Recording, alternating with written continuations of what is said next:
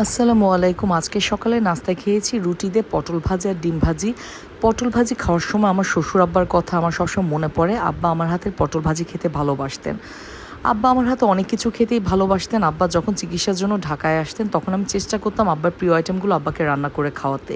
তখন তো রান্না অতটা এক্সপার্ট ছিলাম না, কিন্তু চেষ্টা করতাম।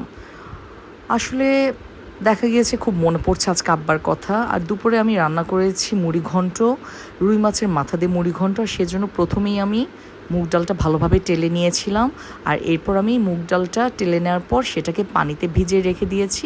আর এরপর আমি রান্না শুরু করেছি। আর রুই মাছের মাথাটা আগে আমি ভেজে রেখেছিলাম, আর সাথে আমি 2 পিস মাছও নিয়েছিলাম। রুই মাছের মাথাটা কিন্তু খুব ভালোভাবে ভেজে নিতে হবে। আর এটা ছাড়াও আমি রান্না করেছি মুরগির মাংস। একটি পাত্রের মধ্যে তেল গরম হবার পর পেঁয়াজ কুচি দিয়ে নিয়েছি, আর সেখানে দিয়ে নিয়েছি একটা তেজপাতা আর একটুখানি দারুচিনি। তারপর সব কিছু একসাথে সুন্দর ভাজা ভাজা করে যখন লাল লাল হয়ে এসেছে তখন সেখানে আদা বাটা আর রসুন বাটা দিয়ে সব কিছু একসাথে সুন্দরভাবে ভেজে নিয়েছি, যেন এক্সট্রা কোনো ঝাঁঝালো গন্ধ আর পাওয়া না যায়। সব কিছু সুন্দর মতো ভাজা হয়ে যাওয়ার পর সেখানে আমি একটু গরম পানি অ্যাড করে দিচ্ছি। আর এই গরম পানিতে এখন আমি পরিমাণ মতো হলুদ, মরিচ, জিরা গুঁড়ো এবং লবণ দিয়ে নিয়েছি। এরপর সব কিছু সুন্দর মতো কষিয়ে নিয়েছি। কষানো যখন প্রায় হয়ে আসবে তখন আমি সেইখানে দিয়ে দিচ্ছি পেঁয়াজ বাটা। এরপর আবার সব কিছু সুন্দর মতো কষিয়ে নিয়েছি।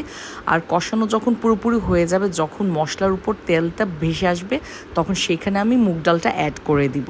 আর পাশের চুলে আমি ভাত বসিয়ে দিয়েছিলাম, মুগ ডালটা অ্যাড করে দিয়েছি। এখন মশলার সাথে মুগ ডালটা সুন্দরভাবে আমি কষিয়ে নিচ্ছি। আর এভাবে কষাতে কষাতে একটা পর্যায়ে আমি এখানে মাছের মাথাটাও অ্যাড করে দিব। আমার আম্মুর হাতে মুড়ি ঘন্ট আমার খুব ভালো লাগে। আর এই যে মাছের মাথাটা এখন অ্যাড করে দিচ্ছি। সব কিছু আবার সুন্দরভাবে কষাতে থাকবো। আসলে মাঝে মাঝে না আমার ভীষণ খারাপ লাগে, আমার আব্বু আমার হাতে কোনো রান্না কখনো খায় নাই। কারণ আমার বিয়ের 1 বছরের মাথায় আমার আব্বু মারা যান। আর তখন তো ওইভাবে রান্না করতাম না, আর মাথায়ও কখনো আসে নাই যে আব্বুকে কিছু রান্না করে খাওয়াবো। এখন মাঝে মাঝে খুব মিস হয়, আব্বু কখনো আমার বাসা দেখে নাই, আব্বু কখনো আমার হাতে রান্না খায় নাই। আর আমার শ্বশুর আব্বা যখন ঢাকায় আসতেন তখন আমি ওনাকে রান্না করে খাওয়ালে উনি আমার রান্না খেতে ভীষণ ভালোবাসতেন। আর এই জন্য আমার খুব ভালো লাগতো, কারণ কাউকে যখন কোনো কিছু রান্না করে খাওয়াই সে যখন আগ্রহ নিয়ে তৃপ্তি নিয়ে খায় তাকে খাওয়াতে কিন্তু ভীষণ ভালো লাগে। যাই হোক, আব্বু জীবিত থাকলে ওনাদেরকে আরও অনেক কিছু রান্না করে খাওয়াতে পারতাম, আমার নসিবে নাই। আর আজকের ওয়েদারটা না ভীষণ সুন্দর, ভীষণ ইচ্ছে করছিল বেড়াতে যাই, কিন্তু আসলে কোনো প্ল্যান প্রোগ্রাম ছিল না, তাই বেড়াতে যাওয়া হয় না। আর মনটাও আজকে ভীষণ খারাপ। বিকেলবেলা মনে হলো 1 কাপ চা খেয়ে ফেলি। আমি আবার প্রচুর চা খাই বিকেলবেলা, তাই চা বসিয়ে দিয়েছি। আর এখন চা নিয়ে বারান্দায় চলে এসেছি। ভালো থাকবেন সবাই। আসসালামু আলাইকুম।